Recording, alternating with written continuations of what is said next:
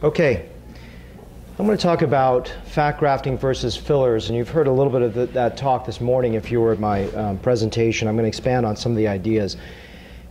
It is very, very important to communicate with the patient effectively, and that's something that I'm really focused on. And I think if you can describe to a patient the limitations, the benefits, you can get great results and the patients can appreciate it better. What has really changed my practice in the last 3 to 4 years has been the advent of the microcannula. This has allowed me to reproduce results that I could only get with fat grafting prior to that, and I've seen a big uptick in my filler patient base and a downtick in my fat grafting patient base because I think people nowadays want less downtime. In any case, we have to describe to a patient what the pros and cons of each of the technologies we use would be, and I try to use language and these models of description to each patient, and these may be helpful for you and they may not be. I'd like to talk about a glass of water, a face like a bed, and a house on sand. Because I believe that an education is what you tell a patient before and excuses afterwards. So the model here is describing a glass of water that over time begins to empty. Because that to me is the clearest way to describe permanence. Because nothing really is permanent. But in a way it is. So what does that mean? It means that as we get older, we lose volume. And if we give a permanent fat transfer, in another talk, I have two twins at 6 years, and one twin still looks significantly younger, and now at 10 years, she still looks significantly younger. So it's maintained, but you get older. And the idea here is that in a very youthful state, we're really full, and we want to design it to a level that's going to be aesthetically pleasing. And then over time, we touch it up. And we're going to talk more explicitly how we do that. So the yellow arrows represent filling it up with fat to an appropriate ideal level, and the pink arrows represent just over time further progression and aging. So I like to talk about how fat grafting really is an 80% fill. Is it exactly 80%? Of course it's not. It's somewhere between 60 to 90, and you say, well, wow, that's a pretty huge variability. Why would you do a procedure like that? And the real reason is because if you hit not just a cheek or one area, but you target all the small esoteric areas of the face, from the temple to the brow to the lower eyelids to the anterior cheek to the outer cheek to the buccal zones to the anterior chin to the canine fossa, around the mouth and the prejowl sulcus, and you do all these little areas, you change the blink. You change the ability to see a patient, and that person looks so much better at, I consider, very natural and less expense. But how do you make that division? How do you decide on a patient whether you can do fat grafting or fillers? So I have an arbitrary demarcation that doesn't represent everyone, but it's just an easy way to talk about this. And again, we're going to go through more specifically why I do this. But someone over 40, they have enough volumetric loss and enough metabolic stability that fat grafting may be a great option for them. Remember, what, if you were at this morning discussion, is that fat is bioactive. If you gain a lot of weight, it will not look good on you. With fillers, there's a little bit more stability because it's bioinert. So a point that I think is very important, the younger you are, the less track record I have on your weight stability. The older you are, the more volume depleted you are, and so more economical and more that I can get you robustly filled, and hopefully also be safer at that as well. So cost is one issue. That's, to me, an obvious dividing point. If someone just needs a little tear trough, I'm going to do a filler. I'm not going to do fat. If they have a global volumetric collapse, I believe that fat could be a better option. Another concept here is the recovery time. So if we have one big recovery, that's the red balloon, we also forget that when we add up all the little recovery times with a little filler here and there and here and there, that all those little small recoveries add up to more recovery sometimes and more cost to a patient. So what fillers do I use and how do I use them? I don't have any financial affiliation with any of these companies, and when companies ask me to speak on their behalf, I don't accept any money, and I actually usually never speak on their behalf. So this is just so you understand what I use and why I use this profile. Essentially, the easiest way, if you're doing an HA profile, for me, belotero has worked really well in the periorbital region from temple down to here because of less swelling, less hydrophilic issues, but it does tindle around the eyes, and it does sort of clump in the middle area here. So I have to usually place it submuscular, and I'm very, very conservative when I'm putting medial tear troughs. I can go a little bit more superficial laterally and be okay with it, not have an issue with it. And I typically use juvederm in the lower face, and with the advent of voluma, I really love it in the outer face. It just lifts like crazy. In the pre-jowl sulcus, when you're trying to get a straighter jawline, and when you're working the buccal area, I don't think there's a product like it. Artefill, to me, I know you're worried about safety and long term. I've done it for about 6 years. I've done 3,000 some syringes. I'm very, very confident with my artefill, and I think there is absolutely, unequivocally no better product in the lower eyelid, period, hands down, including fat. The accuracy that I have with that and the ability to place it right under the skin and not see the product is amazing. This hands down is the best product under the eyes. There's no substitute for it. In the temple area, belotero is a close second, but it's not perfect and it doesn't last as long. Artefill I love in the temple is my first choice if I can go to it. The brow area, I'm a little more cautious because when I'm filling the brow area, I want to make sure that the person likes it. Sometimes you go to the artefill, it may be too robust for them. So I'm either very conservative with the artefill in the brow, or I'll do a belotero. And so those are just some conceptual elements that I think you like to know how I'd use the fillers. So just to make this very easy, when I'm dealing with someone more youthful, I'm looking at fillers being less expensive and bioinert, and someone older, I have someone that it's less expensive for them with fat grafting, in my opinion. I'm very cautious to talk about divicide-derived stem cells. It was very amazing, the earlier talk by Dr. Ingalls with the scar. That was amazing. I'd never seen something like that. But I'm not convinced stem cells play a huge role in my hands of what I see with fat grafting. I think that there's so much better ways with skin resurfacing to make changes at the surface level, which we'll talk about next, which is the concept of the face like a bed. And so just another model description here, which is I divide the face into the sheets on top, the duvet, and then a mattress. And the fat is a very soft augmentation for the face, and it's a deep fill. So when you're placing it far away from the target zone, you're not going to see as much surface change to it. And you also remember it is a graft. You're going to have some resorption. Because it's soft and because it's placed deeply and because it's a graft, I don't think you're going to have the capacity for accuracy to manage superficial problems.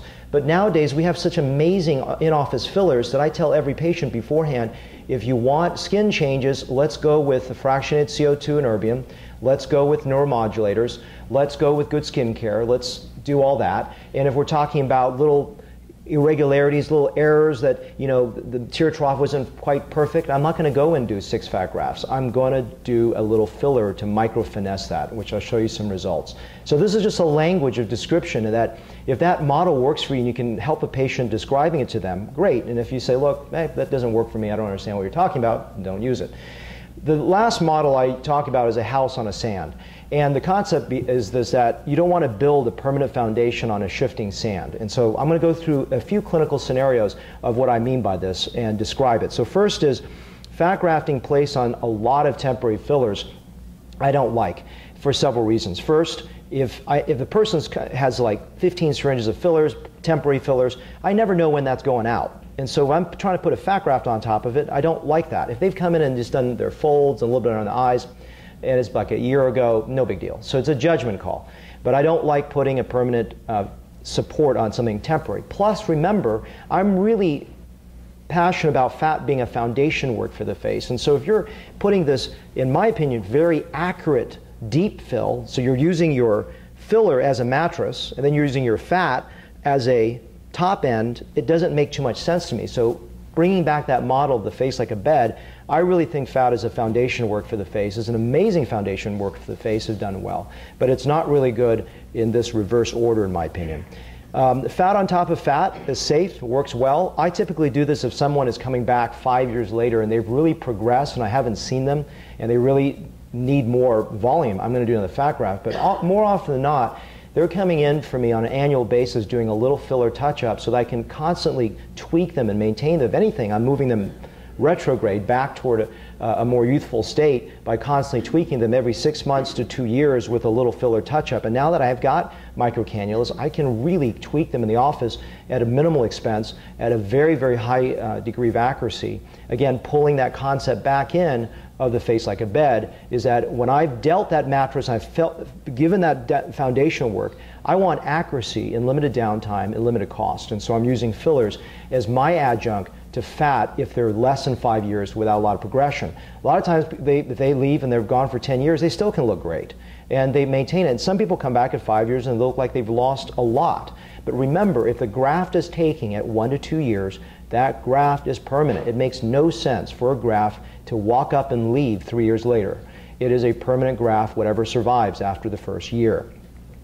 Then fillers on top of fat, I love this. Temporary fillers on top of fat work great. You want to touch up a little area, they don't want a permanent filler on top of that, fantastic, go for it. That works really, really well. Permanent filler in my hands on top of fat is fantastic. A lot of people don't want a temporary filler when they've paid for a permanent filler. They want a little bit of a permanent on top of a permanent. And if you ask, you know, what have you seen over 6 years of a permanent filler and 10 years of a permanent filler with fat? Have you seen small changes? Yes. Well, first of all, my aesthetic is matured over time. I've been really focused on the outer face now, temple and outer cheek areas, which I believe aesthetically is the key to make a face look amazing without getting that chipmunk look. And really, a pearl is look at the state of the face in dynamic situations. We tend to, as surgeons, think of people in a recumbent, supine position. We fail to see that when they're smiling, it looks off. So the outer cheek is gorgeous. When you can frame out that outer face, it looks great with fat or fillers. I've really upped my fat and filler quantities on the outer face. And so when I look at my results over many, many years of any kind of permanent filler, I notice those areas where I didn't put the fat have aged a little bit. And in my idea, my concept, when I see it, it could be better. So I go back and I touch up those areas. But yes, fat grafting or permanent fillers have some risk because it's permanent. So pick your patients carefully and make sure they understand that. But I believe that using Val Lambros's model, that there isn't a huge gravitational component to the face, then we can really argue that all we've got to do is buttress those areas of volume depletion that occur over time. Fat on top of permanent filler, again, using the idea of the face like a bed, mixing these two models, I don't think it's a great idea because permanent fillers can be very expensive, and then putting fat on it, it's an inaccurate way of doing it. The one exception to this, if someone comes in, does a little fill under the eyes for a wedding, then comes back and does a global fat, to me that's fantastic. That works really well. So you heard me say this before, just another slide on the same concept, which is fat is a great foundational work for the face, and then come back with small maintenance and touch-up doses with fillers is the way I like to do it. So those three ideas, if they work for you and you can use them, because I believe patient communication is everything. You can get the best results and the patient may not see it because they think that you're supposed to get a perfect result with fat. And you walk home and you think you need a perfect result with fat. Well, first you must understand this so that you can communicate that concept to a patient. So this is a lady that had her lips done somewhere else. They look off, and so a lot of people think about high volume fills that look weird, but this is 20 syringes. One syringe to me looks weird on the left and 20 on the right doesn't, because it's done with no aesthetic ability. And this is a good example of that outer face carving here. This is 40 syringes done. I know the lighting looks different. All these photographs are taken in the same room at the same distance with the same camera with no ambient light. And this is 7 years later. This is 40 syringes of fillers only, no fat, done over time. What was in? What fillers? Mainly juvederm early on, and then I converted to artefill in the last 3 years, and it's mainly artefill. So actually in the last 1 or 2 years, I haven't even filled her. This lady is just a fat graft. You know, it's about 15 months out, so you know sometimes you get lucky, and also some neuromodulators, but that's it. And another example where fat alone did enough. And then some examples of a lady after fat grafting where you say, hey, that's pretty good, but couldn't you have done a little better under the eyes? Well, this is an example where I feel more confident to go back and do a little filler touch-up rather than trying to put more and more fat, because I may overfill her, and you certainly don't want that. And this is just showing that sequence of touching it up with a little bit of filler to get it closer, and then this is from beginning to end to show you that improvement. And this is a lady, I'm sorry, she does have a little bit more eye makeup on the after. This is just after a fat graft, so it changes the blink, I hope, mid-50s, last one in the mid-40s. And then you go up and add up a little filler just around the mouth and the eyes, a little touch up here and there to make it a little bit softer, and this is from beginning to end. And I think we can take those stepwise approach that I feel my fat grafting is the safety of my fat grafting is enhanced by virtue of ability to micro-correct it with fillers in the office. And this is the book written many years ago. And I just leave you with this. I always like leaving this last slide, which is, you know, start to train your eye to be aesthetically minded. And when you do that, you won't create bad work. Thank you.